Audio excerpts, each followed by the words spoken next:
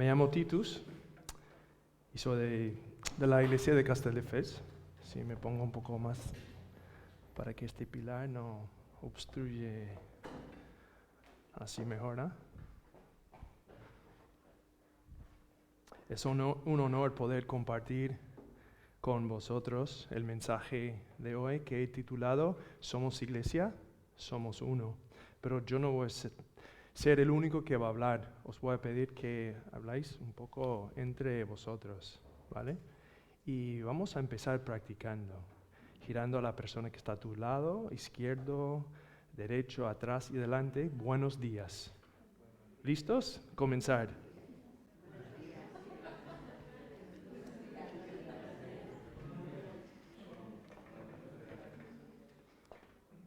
Muy bien. Pues os hago una pregunta. ¿Por qué estáis aquí hoy? ¿Qué os atrae a venir? Sé que hay muchas respuestas a esta pregunta.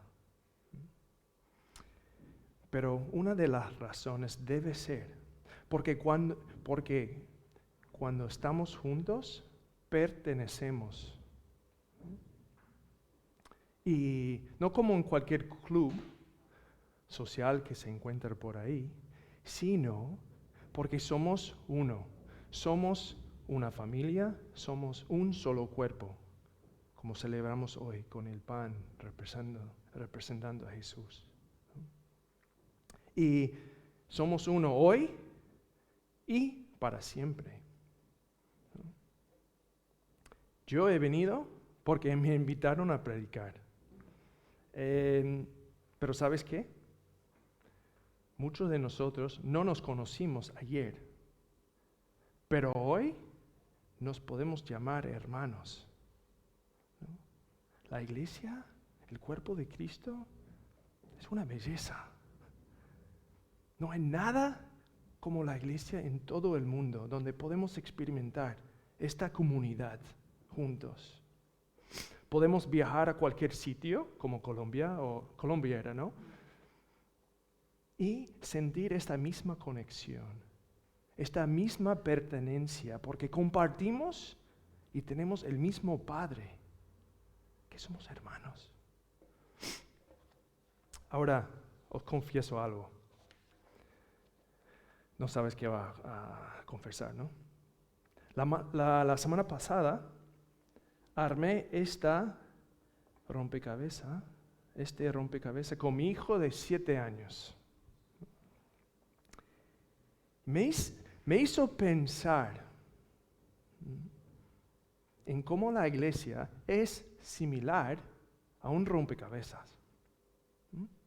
Somos todas piezas y cabemos juntos.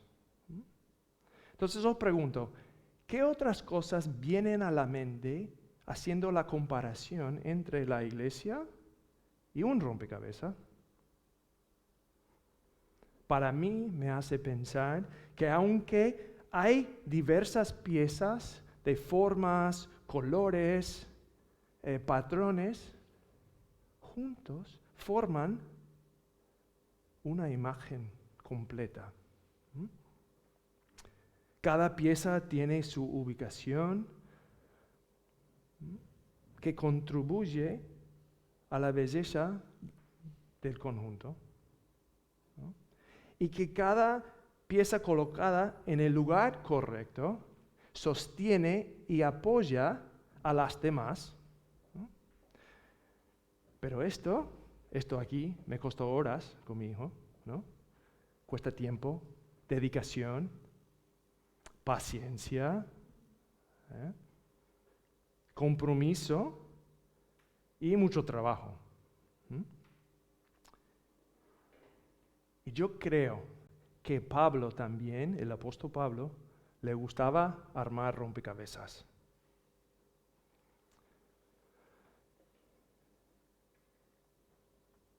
Hubieron divisiones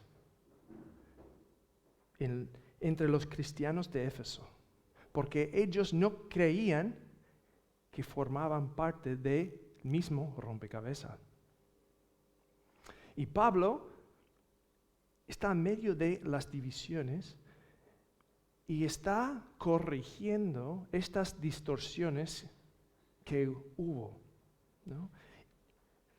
Y él quiso darles una visión de cómo ellos podían ser uno, ¿no? Y las actitudes que necesitaban para vivirlo. Ahora, no solo hubieron divisiones entre los creyentes, sino que sus relaciones también eran como las que dominaban la cultura romana en ese tiempo. Y no reflejaban la verdad del Evangelio, que formaba el tejido social en su cultura, las cuales eran el marido y su esposa, los padres y los niños, y los amos y sus esclavos. La cultura romana era brutal para las esposas, los niños y los esclavos. Ellos no tenían derechos ni voz, y menos en la sociedad. Fueron los hombres, los padres y los amos que llevaban todo el poder. Ahora, imagínate siendo uno de los primeros oyentes a escuchar las palabras de Pablo. Qué escandalosas, qué desafiantes, porque confrontaban las normas que existían en la sociedad. Hoy día vamos a enfocar en una de estas relaciones, que es el marido y su esposa, en el libro de Efesios. Y vamos a preguntarnos cómo Pablo quiere que vivamos nosotros juntos siendo uno en este texto.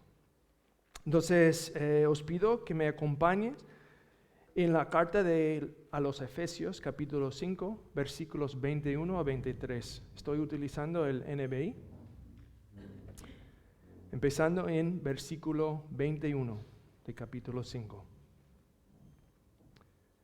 ¿Estáis conmigo? Someteos uno a otros por reverencia a Cristo. Esposas, someteos a vuestros esposos, a vuestros propios esposos, como al Señor. Porque el esposo es cabeza de su esposa, así como Cristo es cabeza y salvador de la iglesia, la cual es su cuerpo. Así como la iglesia se somete a Cristo, también las esposas deben someterse a sus esposos en todo. Esposos, amad a vuestras esposas, así como Cristo amó a la iglesia y se entregó por ella para hacerla santa. Él la purificó, lavándola con agua mediante la palabra, para presentársela a sí mismo como una iglesia radiante, sin mancha, ni arruga, ni ninguna otra imperfección, sino santa e intachable. Asimismo, el esposo debe amar a su esposa como a su propio cuerpo. El que ama a su esposa se ama a sí mismo. Pues nadie ha odiado jamás a su propio cuerpo. Al contrario, lo alimenta y lo cuida, así como Cristo hace con la iglesia, porque somos miembros de su cuerpo. Por eso dejará el hombre a su padre y a su madre y se unirá a su esposa, y los dos llegarán a ser un solo cuerpo. Esto es un misterio profundo. Yo me refiero a Cristo y a la iglesia. En todo caso, cada uno de vosotros ame también a su esposa como a sí mismo, y que la esposa respete a su esposo.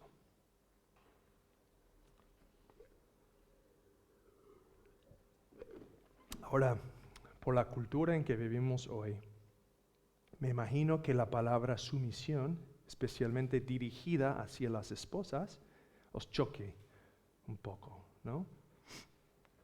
Para muchos, me incluyo, la palabra sumisión puede provocar fuertes reacciones debido a la forma que hemos visto el daño causado por obligar o manipular a otros a conformarse a los deseos de uno. Y por desgracia, en ciertas ocasiones, estos versículos han causado gran daño debido a la forma distorsionada que se han enseñado. Entonces mi pregunta es, ¿qué significa la sumisión en este contexto? Pablo utiliza la palabra sumisión para describir el medio por el cual podemos experimentar la intimidad y unidad en la relación con Dios y con los demás. Esta sumisión refleja una entrega voluntaria consciente en coordinación con el otro a través del poder del Espíritu Santo. La definición más cercana que Pablo da es respeto, que encontramos en el versículo 33, donde él resume las instrucciones a las esposas. Di a la persona a tu lado, te respeto. Escuché como 3 personas. Te respeto. Muy bien. Ahora, parece que el lenguaje de sumisión solo se utiliza para la mujer y amar solo para el hombre. Pero sabemos que no es así, porque desde el mismo capítulo dice que todos los creyentes están llamados a amarse unos a otros, en capítulo 5, versículo 2. Y someterse unos a otros en versículo 21. Y esta comprensión es coherente con todas las Escrituras. El lenguaje de sumisión siempre se encuentra en el contexto de la sumisión mutua por reverencia a Cristo. Este lenguaje, el lenguaje de sumisión, también está vinculado con el amor de Cristo por la iglesia, que le movió a humillarse, no utilizando su poder y posición y autoridad como Dios, sino asumiendo la propia naturaleza de siervo, como describe en Filipenses capítulo 2, dando su vida por ella. La sumisión se ve además en la relación de amor e interdependencia entre el Padre, el Hijo y el Espíritu Santo. Y hay una hermosa visión que me encanta en el libro de Juan 17, donde el Padre y el Hijo se glorifican mutuamente, pero no se detiene ahí. Jesús dice en el versículo 22 de ese capítulo, les he dado, hablando a sus discípulos, la gloria que me diste, para que sean uno como nosotros somos uno. Y vemos esta misma relación en el capítulo 1 de Efesios, donde Dios Padre somete todas las cosas al Hijo y al dominio de Cristo, para que Él sea la cabeza de la iglesia, su cuerpo. Cristo se sometió voluntariamente a la voluntad de Padre por amor a la iglesia. Y se hizo su siervo y murió por ella. Digamos todos juntos, esta sumisión es hermosa. Esta sumisión es hermosa. Muy bien. Ahora me preguntáis, ¿qué tiene que ver estas palabras dirigidas a la pareja con nosotros, la iglesia, de someter, amar y respetar? Pues todo, porque Pablo está hablando sobre nosotros y Cristo. Podría ser tentador leer esta parte de esta carta de Pablo exclusivamente como una prescripción para el matrimonio, el profundo ministerio de ser uno. Pero entonces dice, en realidad, todo este tiempo he estado hablando de Jesús y de la iglesia. Y esto es el marco en que Pablo utiliza en toda la carta. Y claro, sí, Pablo está hablando del matrimonio, refiere al matrimonio. Y otras relaciones mencionadas en la misma carta, ¿no? Pero las utiliza como ejemplos para ilustrar cómo esta relación entre Jesús y la iglesia debería cambiar radicalmente todas nuestras relaciones. Lo que Pablo está diciendo aquí es que en Cristo somos uno, una familia, un solo cuerpo, punto final, cerramos para hoy, ¿no? Nos marchamos. Y cuando vivimos como uno, reflejamos y brillamos el amor de Dios a todos que nos rodean.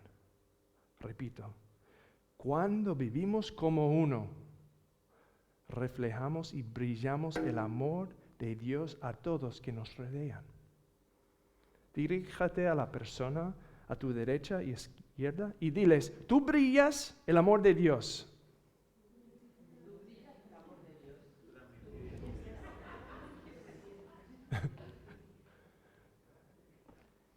Ahora, os pregunto, ¿qué tipo de relación tenían los creyentes en Éfeso que le impulsó a Pablo a escribirles esta carta?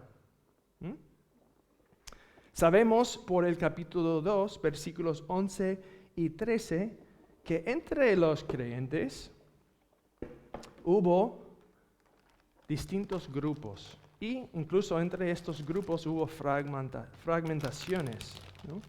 De un lado hubo los judíos étnicos y los judíos ortodoxos, que los podemos poner aquí. Y por el otro lado hubo los gentiles, creyentes cuyos costumbres y cultura era muy distinto a los de los ortodoxos, ¿no? Y estos dos grupos a menudo tenían poco o nada que ver entre sí. Por eso Pablo tiene que ampliar su visión para que comprendan plenamente que Dios no era exclusivamente para un grupo o el otro grupo, sino que su familia incluía todos los pueblos del mundo. Pero esto requería un cambio radical en su forma de pensar. Cristo estaba transformando sus vidas, derribando los muros, ¿no? Y reuniendo los dos grupos, para formarse, lo hice mal, en uno. Ahora sí. Para que esto sucediera, cada grupo debía reconocerse mutuamente como hijos e hijas adoptivos por el mismo Padre y a creer la misma ética de cómo relacionarse entre sí. Y la sumisión al otro sería necesario para conseguirlo.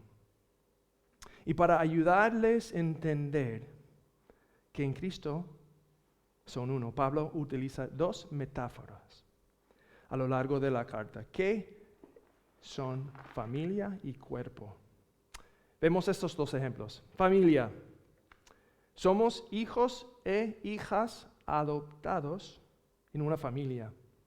Ahora, ¿qué significa ser hijo? Pues siendo hijo también nos hace herederos de todas las riquezas y la bondad de Dios. Alguien aquí necesita escuchar lo siguiente. Eres un hijo querido de Dios. Díselo a la persona a tu lado. Eres un hijo querido de Dios. ¿Lo crees? Así dice la palabra. Ahora, ser hijos de Dios es nuestra identidad principal. No es soltero, casado, divorciado, viuda, huérfano, desempleado, niño, deportista, adulto, ¿no? En la misma manera que Cristo nos hizo parte de su familia, Él también quiere que nosotros, participando, invitando a otros a formar parte de esta familia. Ahora, como iglesia, ¿buscamos adoptar a otros? Piénsalo. ¿A quién puedes invitar esta semana para formar parte de esta familia? La segunda metáfora que utiliza es el cuerpo. Somos un solo cuerpo con Cristo como cabeza. En Efesios 4, versículos 15 a 16, se describe cómo cada parte del cuerpo humano, ¿no? Funciona juntos para un solo propósito. Y que nosotros debemos hacer lo mismo como un cuerpo, miembros de un cuerpo. Juntos con Cristo somos un cuerpo. ¿Amas a cada persona aquí en este lugar como a tu propio cuerpo? No cuesta, ¿eh? Pero es precisamente lo que Pablo está desafiándonos con esto. Y ojo, no es algo ajeno. ¿Recordamos el gran mandamiento de amar a Dios sobre todo y a tu prójimo como a ti mismo? Pero esto nos cuesta, porque requiere la sumisión, primero a Cristo y luego a los demás. ¿Recordáis cómo he definido sumisión? Una entrega voluntaria consciente en coordinación con el otro mediante el poder del Espíritu Santo. No es algo que podemos hacer en nuestra propia fuerza, sino por el Espíritu. Di a la persona a tu lado, quiero someterme a ti. Oh.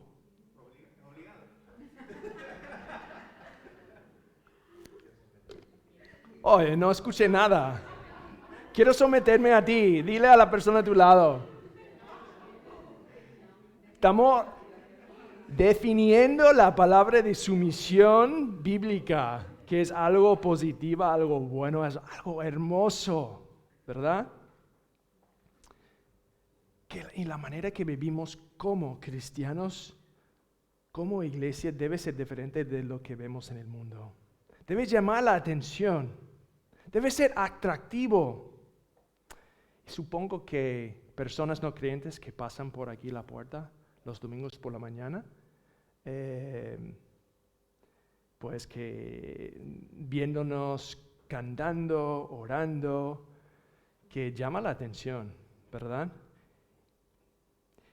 Me imagino que unos están pensando, ¿qué es exactamente lo que hacen ahí? ¿No? Y unos, seguro también, que piensan que somos unos bichos raros, ¿no? Pero sí, para el mundo somos bichos raros. ¿Por qué? Amamos, perdonamos y nos reconciliamos en situaciones en las que el mundo dice que es imposible.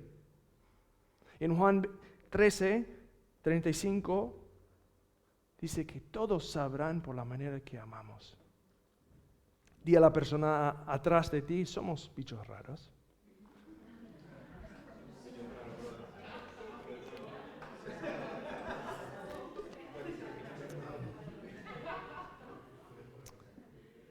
Me gusta.